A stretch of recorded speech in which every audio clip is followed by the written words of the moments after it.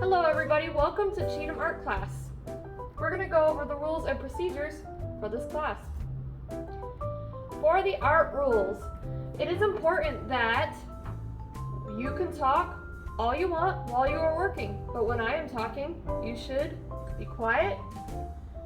So whenever I'm trying to get your attention when you're working, I'm going to count down. 3, 2, 1. What I want you to do is to stop. I want you to look at me to make sure you can see what I'm doing so you know what's going on. And I want you to listen so that you can hear what you need to hear so that you can do what you're supposed to do. These are our cheetah paws. You should all know that. All of our rules at school are based on these 4 rules. So for practicing respect in the art room, we're looking for you guys to be nice. That means kafuti, keeping your hands, feet, and objects to yourself. Accepting responsibility. This means that you are following directions when I give them. So if I ask you to do something, you should do it so that you can move on with your day. If I ask you not to do something, you should stop doing it right away so that you don't get in trouble. Second thing is you need to take care of all of your tools and everything around you in this room. The more that we take care of our stuff, the less that we have to replace, which means we will have more money at the end of the year to buy new cool stuff. Working together. For this, it is important that you are creating your own art and you are allowing your friends and your peers at your table to make their own art. You're not making art for them in class and they are not doing your art. That way all of you can get the proper practice so you can learn and grow in your art room. Staying safe.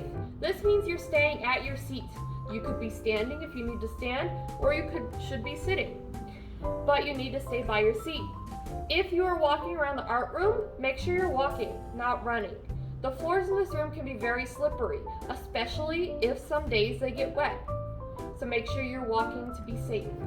The second is to make sure we clean up before we leave. That way, if water does get on the floor, it's cleaned up, our tables are proper the way they're supposed to be, so it's easy for the next class to get started. Alright?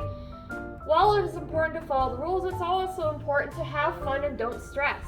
A lot of people stress out about their artwork, but just do your best work and you'll be able to create artwork. It's okay to not like your art as you make it, but keep working. You never know what might happen. Alright, please don't bring anything to the art room. We don't need water bottles because I have fountains. We don't need any objects or art supplies because I have all of them for you. We don't need toys in the art room. We don't need candy or food because we don't want bugs. And we don't need your personal items. So please make sure any of those things stay in your classroom because I don't want to have to confiscate your things. Alright?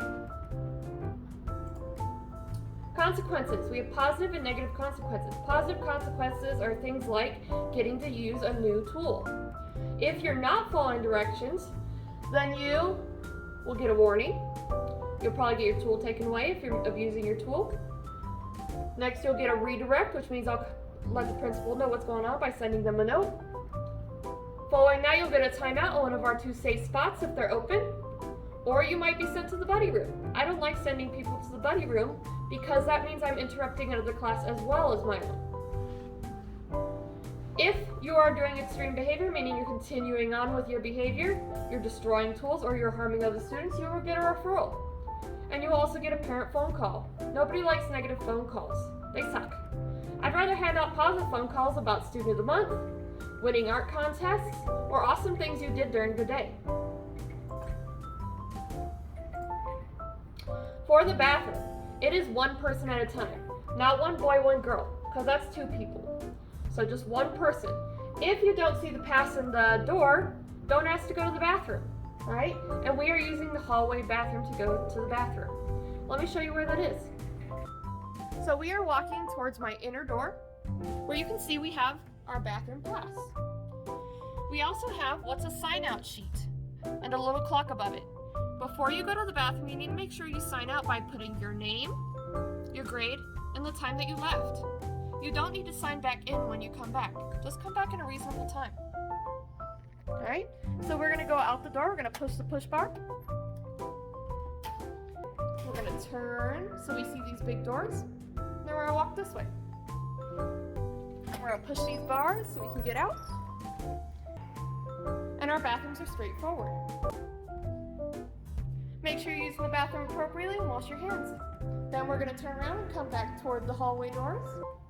And we're going to pull this door to get back inside. If it gets stuck, you need to make sure you push and then pull in order to get it back open. And then you'll turn back to get back to the art room.